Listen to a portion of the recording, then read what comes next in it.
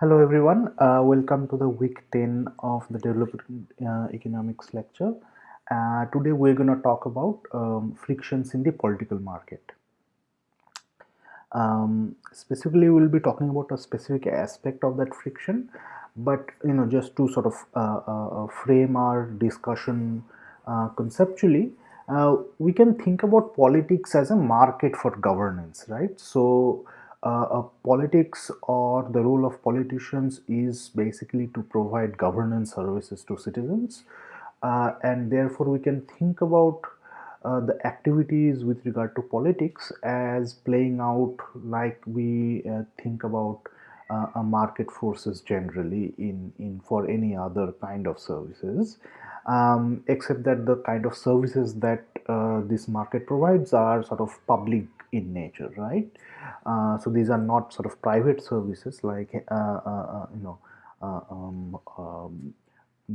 delivery of food items, but it's sort of services in terms of public services such as providing sanitation services or providing transport services, etc.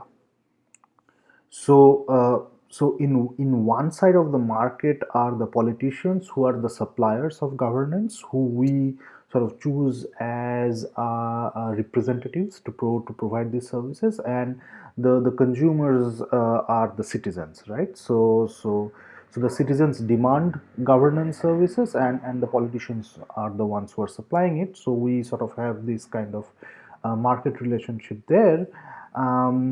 The sort of alternate or related way to think about politicians, since they are our representatives, is to think of them as agents in a sort of standard principal agent model. So if you sort of recall your micro understanding in sort of the information problem, we sort of you studied two different kinds of models with information problems. One was the problem of moral hazard, where the principal wanted the agent to provide some amount of effort to produce some output, but effort was not observable, but output is observable. The problem was that output is not a clear signal of efforts, right? So even if you put high effort, output could be a noisy function of effort, so output could still be low, and principal can only see output, and from that would have to infer how much amount of effort the agent has put in, and therefore reward the agent accordingly, right? A standard context where this kind of moral hazard principal agent model is applied is an employer employee relationship, where employer is the principal and employee is the agent. So the employee is putting in effort to produce some output, and but output is noisy function of effort, right? And you can think about moral hazard problem in other contexts also. So for example, a sharecropping context, something we have studied in development economics.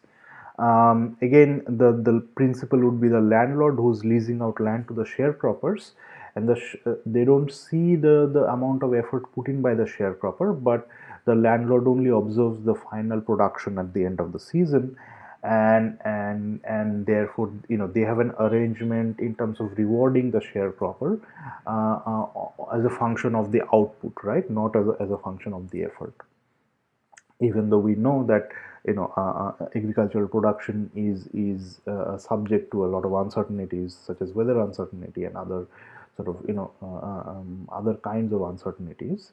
So even if the sharecropper has put in high effort, you may not observe high output, right? So that's the sort of moral hazard problem. The other information problem that you may have learned is the issue of adverse selection. So here the issue is not about incentivizing the agent to put in high effort, but selecting the good quality agent from the bad quality agent. So it's kind of a screening problem, where agents have different types. So there are good types or high quality types, and there are bad or low quality types. and the role and the principal again do not observe who is a good quality and who is a bad quality agent, but would have to some way devise a rule to sort of screen out the good from the bad ones. So again, the for example, from one context where this kind of a concept is applied is suppose the bank is trying to lend money to borrowers, and there are borrowers who are creditworthy borrowers who have a very high chance of repayment, and as opposed to the bad borrowers. But from the bank's point of view, that information is not known, and that sort of is the adverse selection problem, and therefore banks worry about giving out loans to people who have do not have a high chance of repayment, right? So now you can apply this concept in the context of politics or market for governance as well. Who's the principal here? The principal, of course, are the citizens. So the politicians are the agents of the citizens, since they are representatives, and it is the job of the politicians is to provide services to the citizens. So the governance services would be the output, so to speak. But the politician suffers.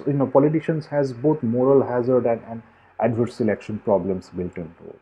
So moral hazard relates to the effort politicians put in to provide high quality governance services, and the adverse selection problem would be that the citizens do not observe who's a high quality politician and who's a low quality politician, and again that can have consequences for governance quality, right? So the citizens do not observe the effort put in by the politician to provide services, as well as do not observe the type of politician, high versus low quality, and only observes the quality of these services, and make a sort of decision on about the politician's quality as well as effort from the quality of services that they receive. Okay, so you can sort of fit in this kind of principal agent framework in this market for governance as well. Now, what is the price of governance? So price of governance is the agency cost. What do I mean by agency cost? It's not the cost of paying for the services. It's, the cost of governance via the politician is the fact that the politician would have to be incentivized appropriately in order to provide the right services, and since the principals, the citizens do not know who is of high type and who is of low type, would have to sort of provide again certain payments in place, payment schedules in place, which allows the right type of high quality type of politician to enter politics, right? So it must be such that the right high quality politicians enter politics, and they are incentivized to provide high quality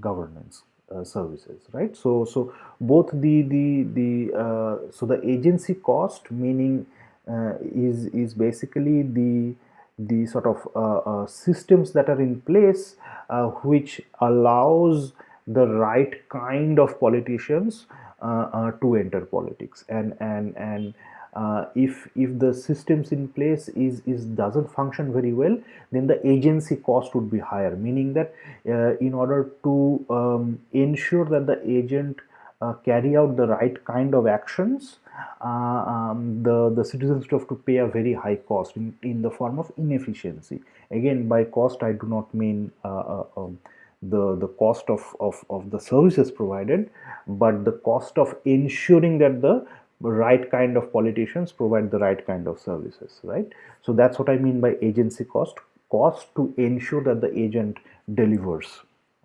So basically now when the market for governance, meaning the political context is not organized appropriately, this agency cost would be higher, right? Meaning that in order to ensure that the politicians provide any given quality of services, you have to pay a large amount of cost to the agent, meaning the politician, or there will be a lot of inefficiency built in. So for example, in developing countries, we can think about the market for governance being highly imperfect, which generates a lot of inefficiency, which is the agency cost, which is the cost of the fact that we have to deliver the services via the agent, right? So that's what it, so this delegation of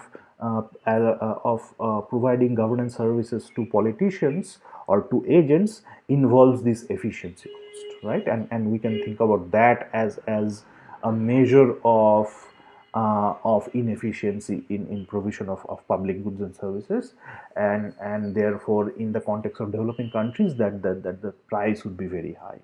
This inefficiency or agency cost involved in allocation of governance services would be very high, right? So that sort of is the theoretical framework to keep in mind, to think about politicians as providers of governance, and also as agents in a principal agent kind of a framework, who needs to be given the right kind of incentives, so that both the moral hazard and the adverse selection problems are dealt with.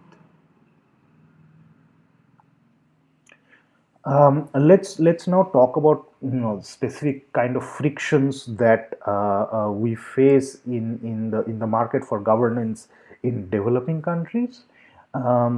So the first would be the adverse selection problem. So it could be that the market is organized in such a way that you have the wrong kind of politician, the wrong type of politician who choose to enter politics, right? So for governance to involve low agency cost, we need highly motivated politicians, right? The politicians who sort of motivated to serve the public, so to speak, and also sort of generally speaking is of high quality. Now, quality is sort of a loaded complex term when it comes to politicians or generally representatives, because the quality could be multidimensional. You can think about quality in motivation being an aspect of quality itself, but there could be other aspects of quality. It could be that the politicians is very much aware of the tastes and preferences of the citizens that he or she represents. So this awareness or connection to the citizens, that could be an aspect of quality as well. Some politicians are far removed from what the citizens want, and some other politicians are very much connected to the base, right? So that could be another aspect of quality. The other would be that the politician could be very articulate in expressing the demand or needs of the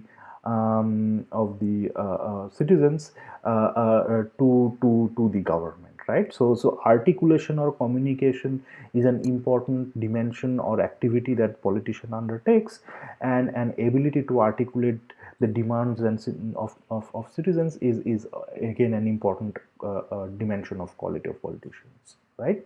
So we can think about quality in various of these dimensions, but overall, generally speaking, we observe that in developing countries there is a lot of adverse selection happening on quality dimension of politician, meaning that the politicians who are not motivated by the greater provision of the greater good or serving the public in general, or politicians who are of lower quality in many of these dimensions that I mentioned, tend to enter politics, right? So that's the problem of adverse selection is very severe in developing countries, and there are certain manifestations of it in that we sort of talk about in the literature. So of course, one is the fact that there is dynastic politics, right? That these political connections are kind of hereditary, right? You pass on your connection to the next generation, and that allows the next generation individuals of politician to get an extra advantage in performance in politics, and that sort of perpetuates this kind of phenomenon of dynastic politics.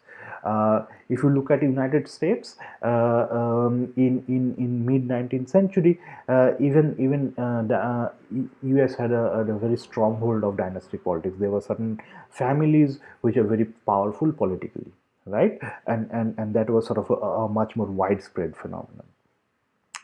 However, with the modernization and development, this phenomenon of dynastic politics almost died down. There are, of course, certain families which are still kind of powerful, politically speaking, but that phenomenon is sort of now restricted into very few families, right?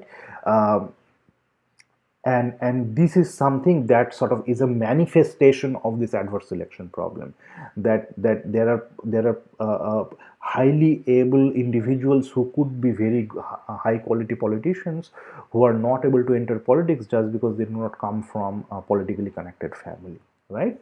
So that would be, or stated otherwise, dynasts who are not of very high quality are still able to survive politics because just because they come from a politically connected family, right? So sort of two sides of the same coin, and that's a manifestation of this adverse selection problem. And there are other issues, for example, the prevalence of criminal politicians in many countries such as in India and other developing countries. Again, it would be a manifestation of the fact that it's the low quality and less motivated candidates who systematically more likely to enter politics. The other manifestation is elite capture, right? So if it is the fact that the politics is captured by the elite, then in a developing country, the poor people, in spite of being majority, do not get representation, and again you have this sort of low quality politician being the representative, where the low quality here is along the dimension that these people are not connected to the base, and is not aware of all the needs and the demands of the people, just because there's this sort of strong class division between who becomes a politician and who are the citizens on average, right? So these are the various manifestations of the adverse selection problem in politics. A related problem, of course, is the fact that politicians also have the wrong incentives in place.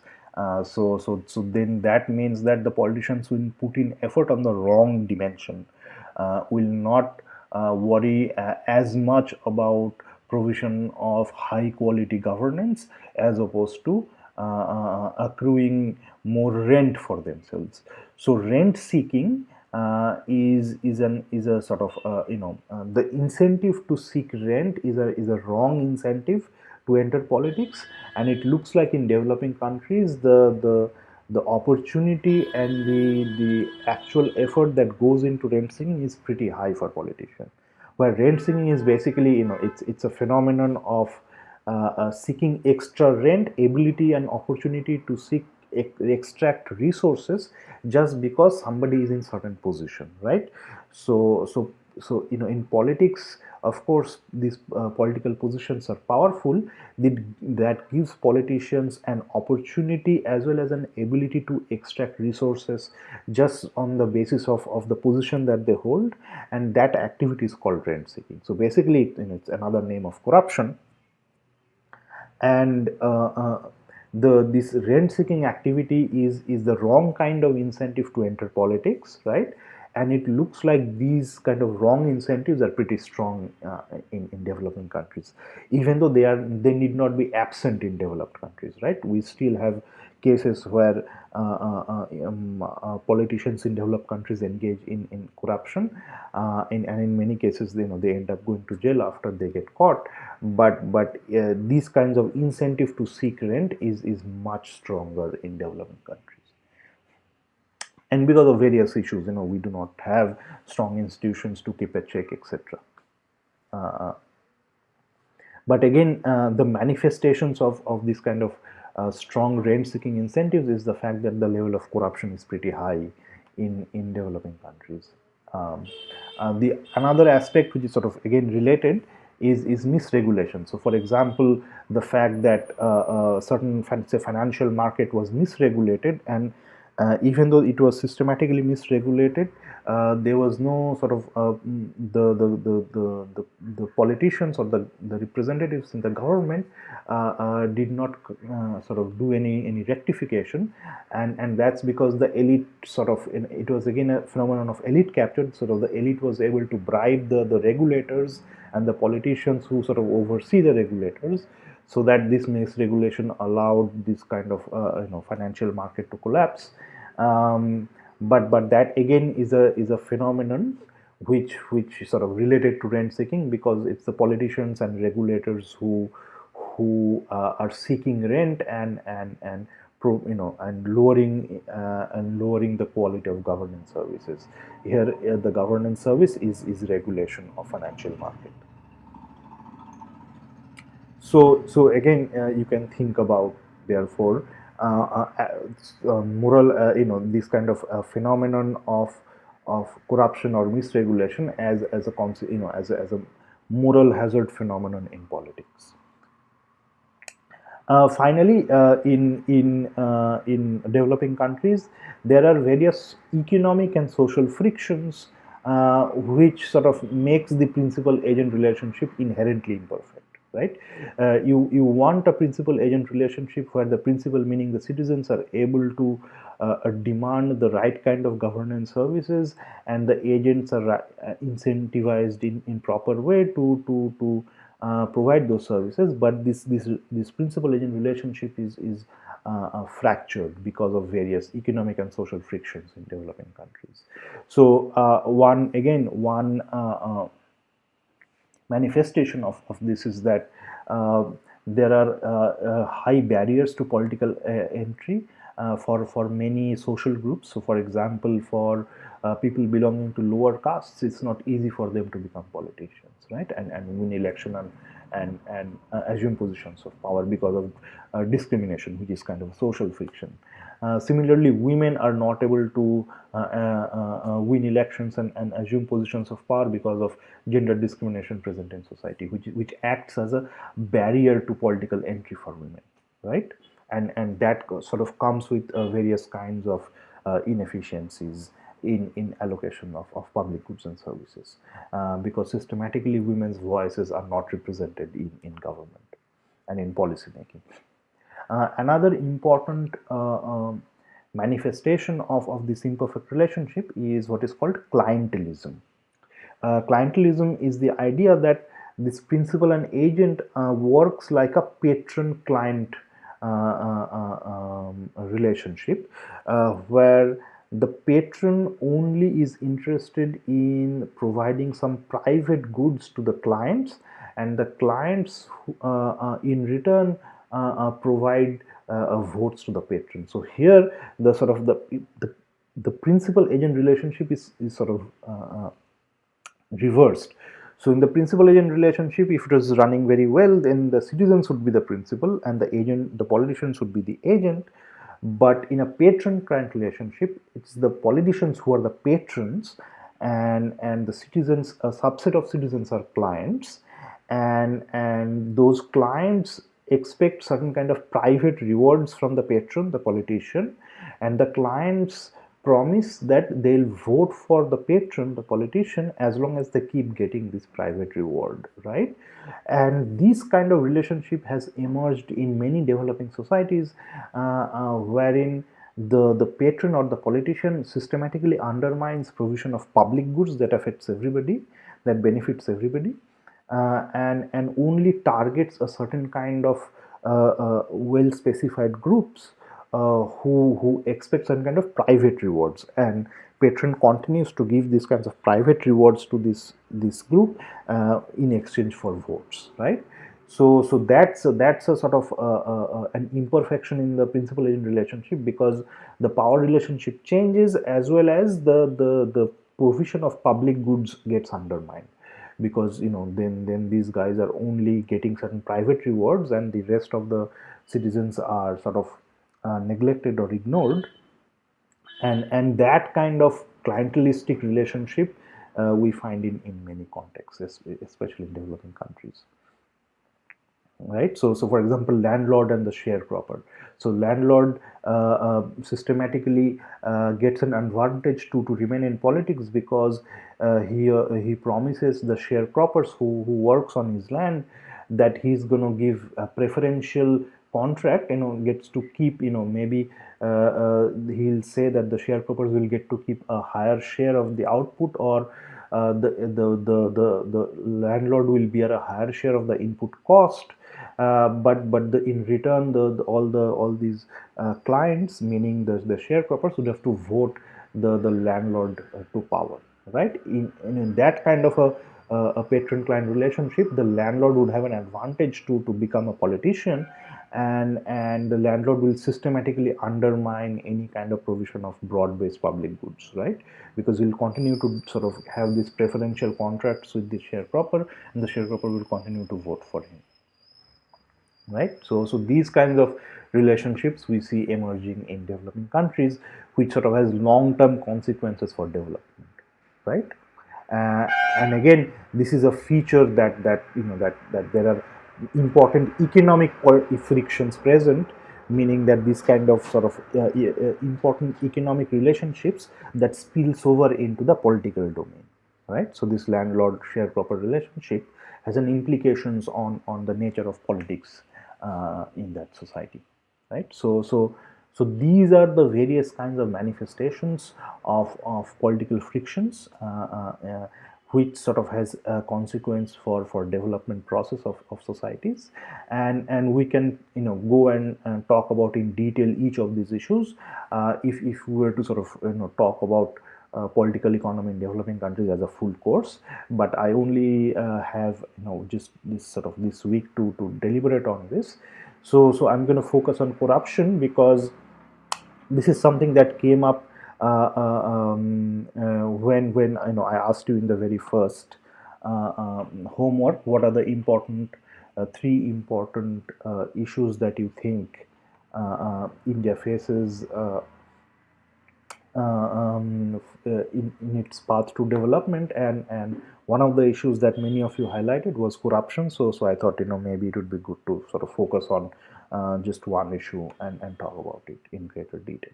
So I'm going to talk about corruption or rent seeking by politicians. And the paper I'm going to base my discussion on is by Fishman, Schulz, and Vig in 2014. And the paper is about the private returns to public office. So basically, it's trying to estimate the net financial returns for holding public office in India. So basically, the paper wants to understand whether holding positions of power gives very high private returns to individuals, because then that may have an incentive, that may create the wrong kind of incentive for politicians, for individuals to enter politics, to become career politicians, right? Now, of course, public office holders may get higher returns because of non-corruption reasons as well. So one would have to sort of spend some effort to identify whether this higher return that you estimate for office holders versus non-office holders, whether it is because of corruption or it's because of some of these other reasons. So what the authors are going to do, they're going to compare winners and runners up. So runners up are those who came second systematically. So he's going to compare the returns or asset growths of winners and runners up in state assembly elections. So basically, they're going to look at state elections, which sort of elects members of legislative assemblies or MLAs into the state assembly, and they're going to compare those who have become MLAs versus those who have come second in the election and therefore did not become MLAs. What was the asset growth for these two individuals, and whether systematically they are different. And so basically they're going to test if the winners experience higher asset growth in the subsequent to winning elections. So when they're in term. So they refer to this as the winner's premium, right? So winner's premium is the sort of additional asset growth that winners experience. Now, as I was mentioning, it need not be corruption, right? Why? It could be that those who win elections are systematically of higher ability than those who lose election, and those who win election could be because they are higher ability, they generally get higher market returns. In maybe they are better businessmen, which means that they are very good managers. And that quality also helps them win election, but because they are good managers, they run their businesses well, and that's what's generating this higher asset growth from for them, and not because the fact that they are holding office, right? So basically there are unobservable quality that helps an individual win elections, and so those who win elections versus those who lose election are systematically different in terms of this unobservable quality, which can directly affect their asset growth, because they may be running businesses, etc., which can be and those who win election, maybe their businesses are growing much faster than those who lose election, and that's the result. That's what's giving them higher asset growth, and not because they're engaged in corruption, right? So it need not be corruption. It could be just because the qualities are different. Moreover, if you hold positions of power, you can get various preferential treatment. So maybe it's much easier to get loans if you are an MLA than if you're not an MLA. You don't have to engage in any kind of corrupt deal to get these preferential treatments. Just banks treat you differently just because you are a powerful person. You don't have to do anything. You just get these preferential treatments, and that's that can also generate winners premium, right? So again, it doesn't have to be corruption per se.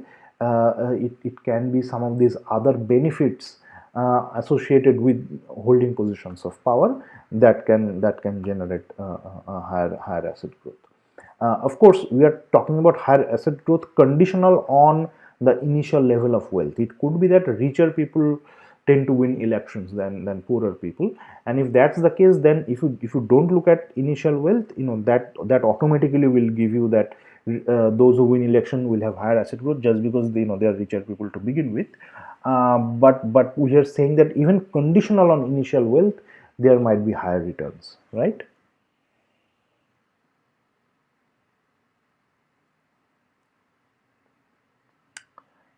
So let's introduce some notations.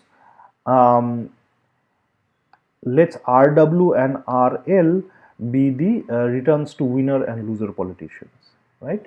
So RW minus RL is the difference in the asset growth rate, right? Because these are the returns on assets. So the net return is the net asset growth rate. So you can write the asset or wealth in period 1, 1 is at the superscript, as a function of the initial level wealth.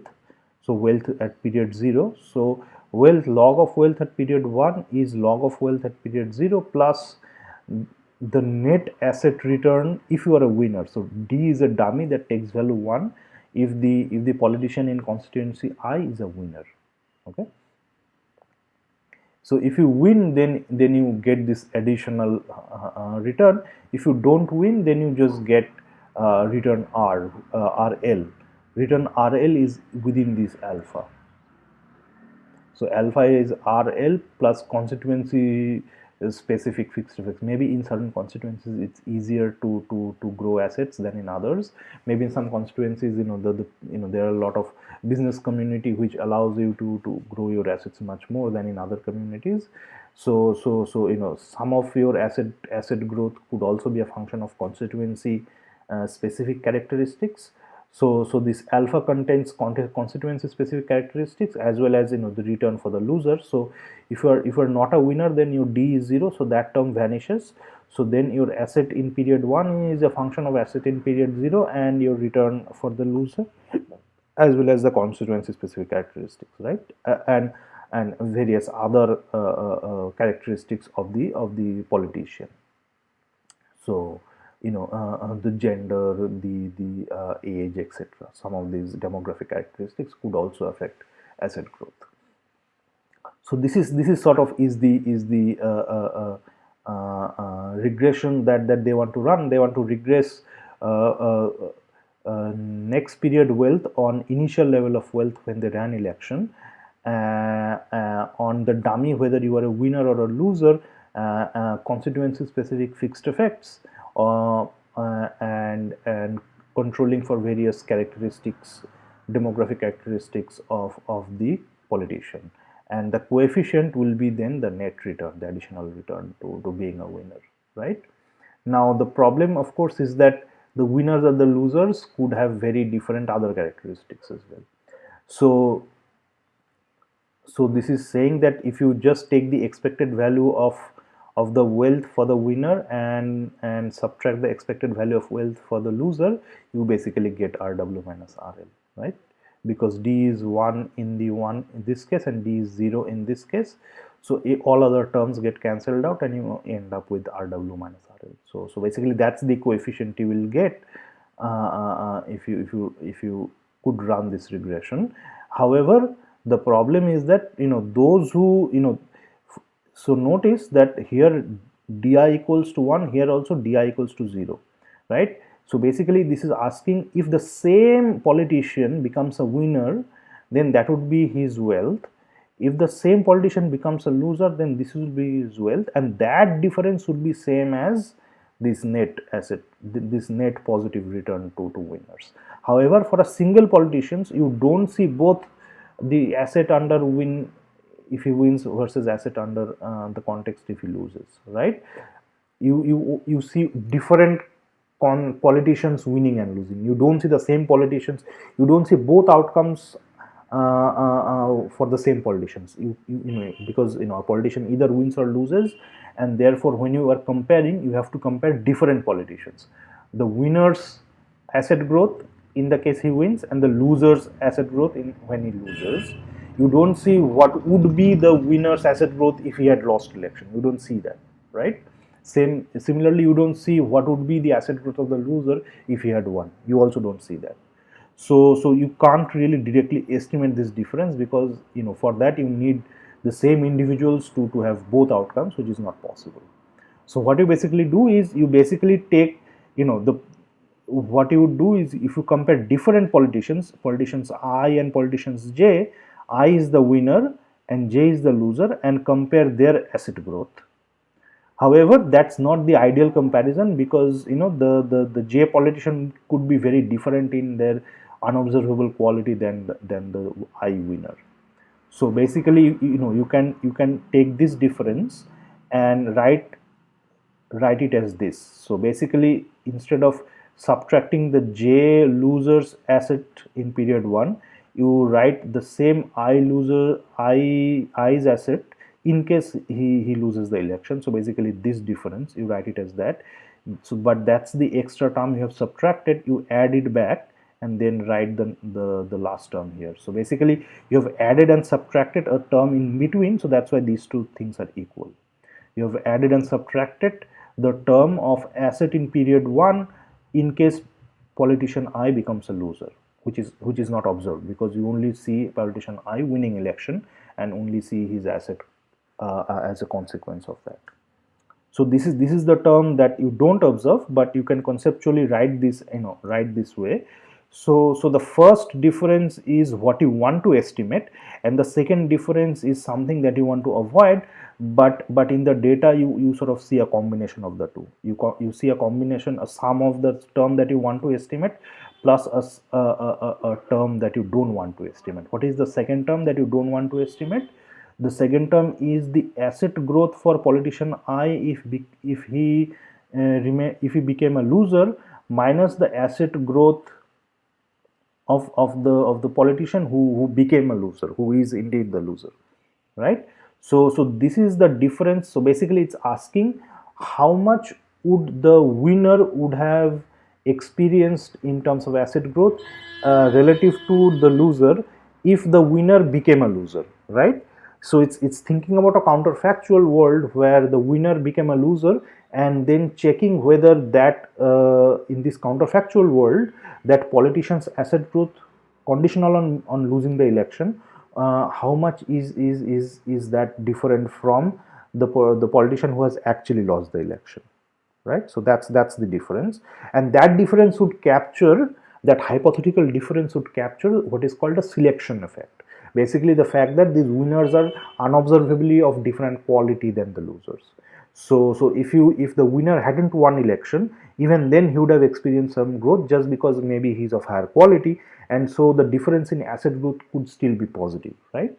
So that's the term that you end up estimating along with the true term that you really wanted to estimate from the observed data, right? So observe difference between the winner's asset growth and the loser's asset growth combines both the true asset growth due to winning and the selection of different kind of people winning election. Okay, so that's the explanation of this exercise. So basically what you want to do then, make the when you compare asset growth of winners and the loser politician, you want to ensure that the winner and the loser politicians are of as similar in nature as possible, which allows you to make this term very small. So then the more similar are the winner and loser in terms of experience and other characteristics, the smaller will be the term that you didn't want to measure, the selection effect, and therefore your observed difference will be closer to this RW minus RL. Okay, because this term, the second term, would be small.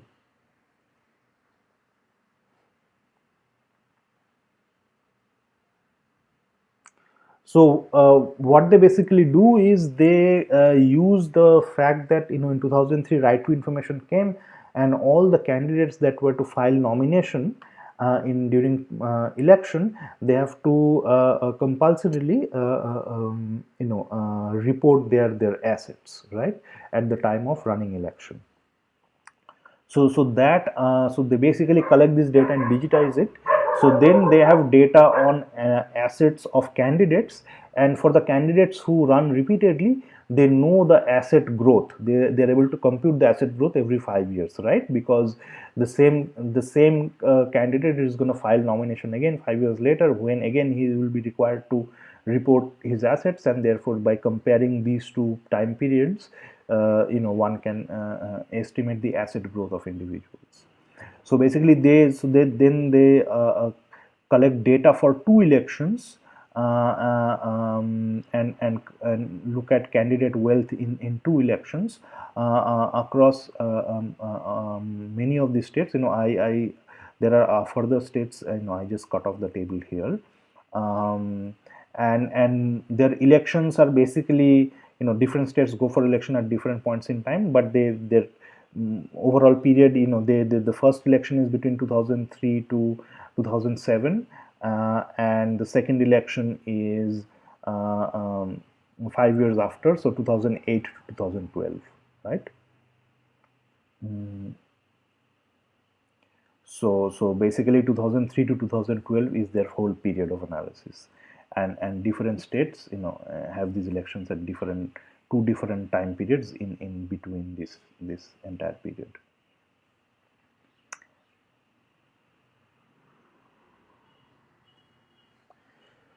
So the first thing that they will do is they'll compare the winner and the loser who both rerun in the next election. So basically there are many losers who don't rerun for in the next election, but they're going to only look at constituencies where both the winner and the loser, or the first runner up, went for a rerun in the next election. So then that allows them two things. First, that will ensure that the candidates are similar, in the sense that they are both sort of long-term career politicians. Just because the loser has lost election, it doesn't mean that he'll stop running for election. So that's a sort of more comparisons of similar candidates. Even though it could still be the case that those who win election in between candidates who always rerun are still could be different in unobservable characteristics, but at least on that dimension they are similar. And also because you get to see the asset growth of only those candidates who choose to rerun, right? If you don't rerun the next time, then you don't see the asset because you don't report your asset. So you only report your asset only when you are rerunning and filing nomination. and so it for data that's like a data constraint for them. They have to focus on only those candidates. So then they can see the initial wealth at the time of first election and then compare the final asset 5 years down the line. And so basically the on those constituencies where both the winner and the first runner up goes for rerun, they know both the final asset as well as the initial asset, and then they can run this regression. They can check whether the log final asset is a function of log initial asset plus a dummy for a winner. So dummy takes value 1 if the politician is a winner. Okay, and controls for other characteristics of the candidate. Even though notice that even though it could be the case that those who win even in between these two candidates could still be very different.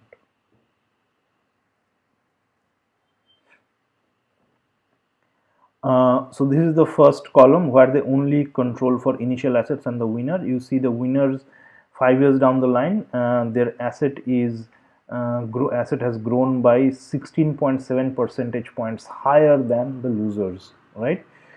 Even so this is saying that those who have high initial asset also have high final asset. So that's that just makes sense. That correlation is highly positive even though the elasticity is less than 1 on log.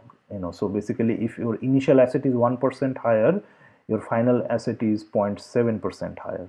Okay, it's not 1 to 1, but still that it's understandable that this will be highly positive. But this is establishing that winners experience for 16.7 percentage points higher asset growth than the first runners up in constituencies where both winner and loser choose to run again. Okay, if you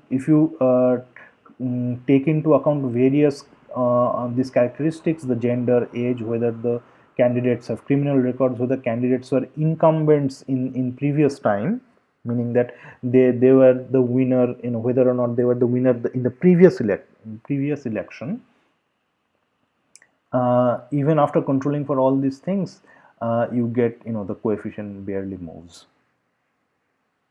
In the next three columns, they're going to focus on elections where the margin of victory was very small, and that's because when margin of victory is very small, then who wins is effectively random, right? So then they got almost similar votes, right? So basically one person got 55%, another got say 49%. Okay, so it's 6 percentage point difference, let's say. So they got very similar votes. That means that that is a proxy of their popularity, which sort of encodes a lot of information about quality, preference, etc. So on those dimensions they are similar. So even after focusing on those elections where the winner and the loser got very similar votes, the margin of victory was within 10 percentage points, even then you see very high return for the winner. So basically even for winner who win close elections, their actually asset growth is even higher than the loser. If you narrow down the margin of victory, so then you make even more similar comparisons in terms of vote share. So suppose if you look at this, the margin of victory is less than 3, which means that the vote shares are only 3 percentage point difference between the winner and the loser, so almost identical vote share. Then the winner is effectively random, right? So who ended up winning is effectively random if they got almost identical vote share. Even if you compare the winner in those constituencies where the margin of victory was less than 3, even then you find that the winner had a really high asset growth rate. It's almost 21 percentage points asset growth rate. Okay, so over a period of this is over a period of 5 years, right? So in the 5 years you get 21%. So every year you get 4 percentage points. Okay, so it's about 4 percentage point per annum growth in asset, and in addition over and above the asset growth of the runner-up, right? So is the additional return. This is the winner's premium. So 4 percentage per annum is the winner's premium.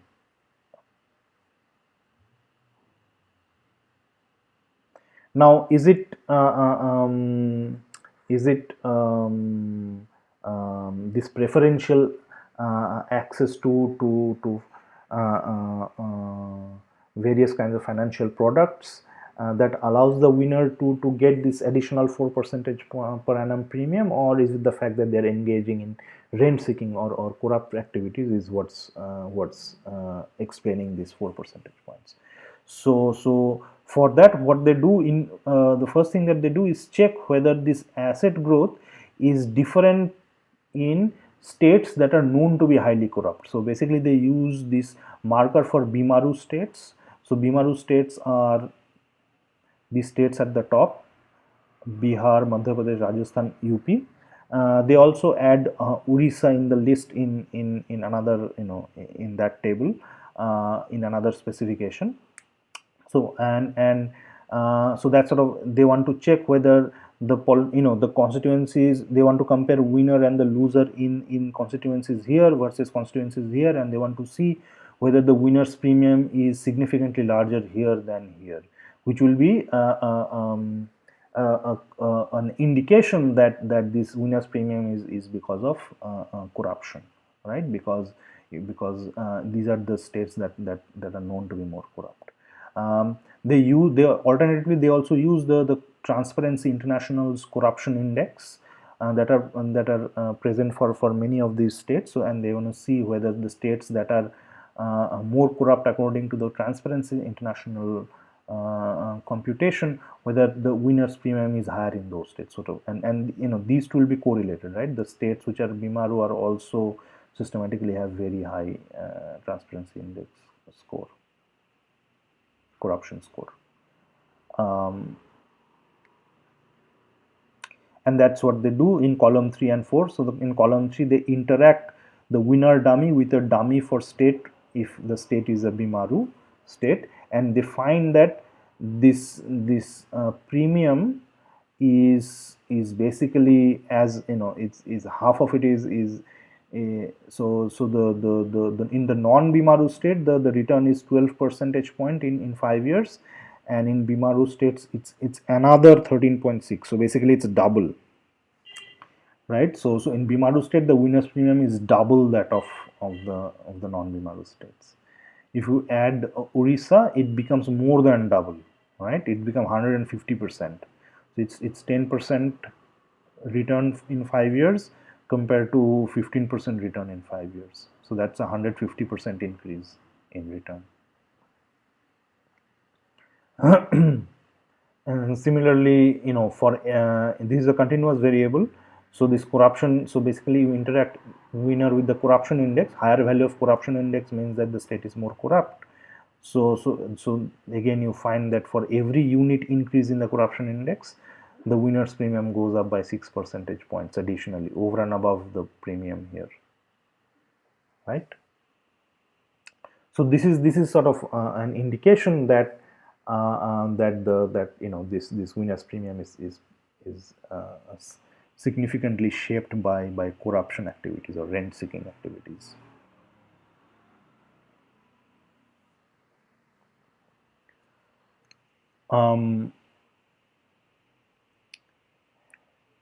This is checking whether, so they include a dummy for government, meaning whether the politician is a member of the government or not.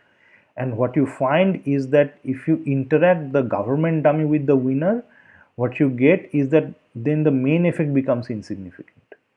What you get, the most of the effect is being explained by the fact that the winner is a member of the government. So most of the winner's premium is concentrated for the winners who are members of government, which is again gives you a sense that this is rent seeking activity, because if you're a member of the government, then their opportunities for rent seeking is even higher.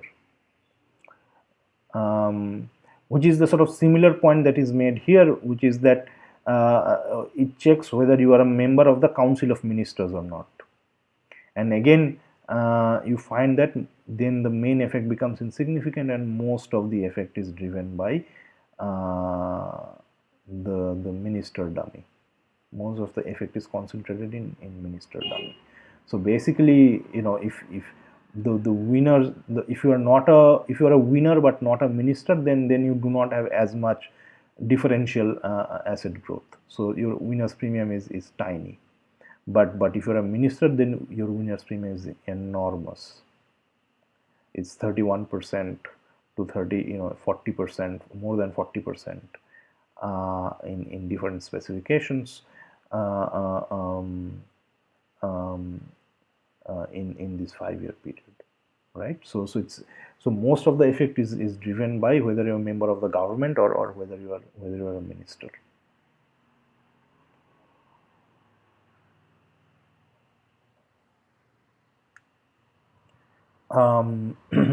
This is checking whether if you have higher education, whether the winner's premium is higher for the higher educated guys. So then for that you have to interact the log of years of education with the winner. So then what is the interpretation of log of years of education? So this is the effect of education on asset return for the loser. So this is the return for the loser. This is a high value, but this is sort of very noisy. So it's even though higher educated losers do get higher asset return, it's not it's a noisy estimate. It's not statistically significant. But what you get here is that the interaction with the winner is in fact negative and statistically significant. What you mean is that the winner's premium is the highest for the lowest educated winners. So now if you think that education captures some kind of quality, then this sort of is the opposite of what you get. So basically this again shows that it must be that this winner's premium is capturing corruption and not these other unobservable qualities that helps you win, basically higher quality, etc. Better managerial capacity, because then otherwise this coefficient would not have been negative. So basically this is saying that the winner's premium is highest for the lower educated winners. If you interact with whether the constituency has a quota for SC/ST, again you find that winners in SC/ST quota constituencies have significantly higher winners premium, and that could be because in those constituencies only SC/ST candidates can run, which can make the election less competitive. So only so that gives further opportunities to engage in corruption, because the election is not competitive. So the winner is more confident that he's going to continue to win elections. So that allows him or her to engage more in corruption.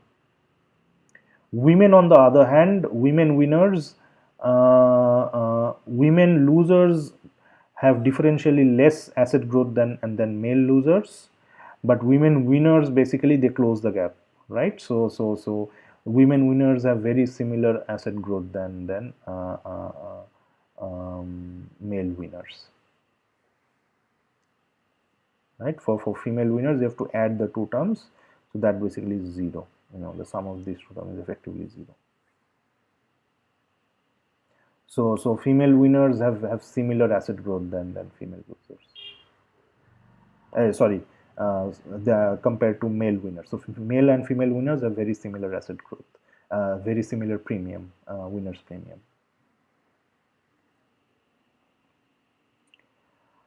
Finally, what they do is they do a formal analysis of this close election idea that I mentioned here. So basically here the idea was to compare winners and losers in constituencies that have experienced very narrow margin of victory. So one can do a formal analysis of it. This is called a close election regression discontinuity design. The idea is to focus only on closely contested election, and basically if you look at closely contested election where the margin of victory was very small, then who basically wins is effectively random, right? So then you get a exogenous variation of who wins and who loses only in constituencies which are closely contested. So basically what you do is you construct a running variable. So for regression discontinuity design, if you remember, you need a running variable, and if the running variable crosses some threshold, then it creates a discontinuity in your treatment. Okay, and the idea is that you calculate a running variable which is basically margin of victory, but you assign a positive margin of victory for the winner. So the winner the running variable is vote share of the winners minus vote share of the loser, which is basically the margin of victory.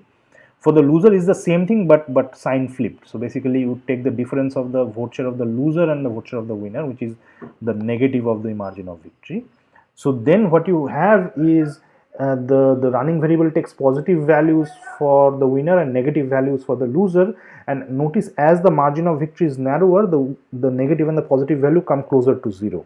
So basically, if you take the running variable from negative onwards, the moment it hits positive, you basically move from a winner to being from being a loser to being a winner. So even though the running variable, basically the margin of victory, moves continuously from minus something close to 0 to plus something close to 0, it changes the identity of who wins, right? And you want to see whether there is a jump in the asset as a function of this running variable. So what you do is you plot the asset growth for the losers and the winners, and you estimate whether there is a jump at the threshold. Basically, what you are estimating is this jump, and this jump estimates for these two people, they have barely won and lost. For them, the vote shares are identical, so a lot of things, would move smoothly around this zero cutoff for them, including vote margin of victory. So margin of victory is effectively 0 here, but still you see those who have won have significantly higher asset growth than those who have lost. So this jump effectively then gives you the causal effect of winning on asset growth. Okay, so you can Stata now allows you to plot these kind of graphs with canned commands. You don't have to write any complicated command, and it gives you these kinds of estimates. So basically what you get is that you get 23.6% winners premium. So that's the jump that they estimate in using closed election regression discontinuity design. If you estimate this only for Bimaru state, that you get 49% jump as opposed to 11% jump from the non-Bimaru states, right? So that's for ministers you get 77% jump, and for non-ministers you get 16 or 17% jump. So it's a significantly large effect for being a minister. Okay, if you're an incumbent before, then winning again gives you 31% winners premium, as opposed to non-incumbents who get negative asset growth relative to losers. Okay, so then this basically tells you that most of this effect is driven by basically becoming a minister from these high corrupt states, and that's basically an evidence that there is significantly higher rent seeking in developing countries like India from winning election, especially by becoming members of these Council of Ministers. Okay, so let me stop here. We'll continue to this discussion about corruption on Thursday as well. We're going to talk about the effect of electing criminal politicians for society, for development, and we're going to sort of talk about the relationship between these two papers and about broader issues that relates to it. Let me stop here. Thank you.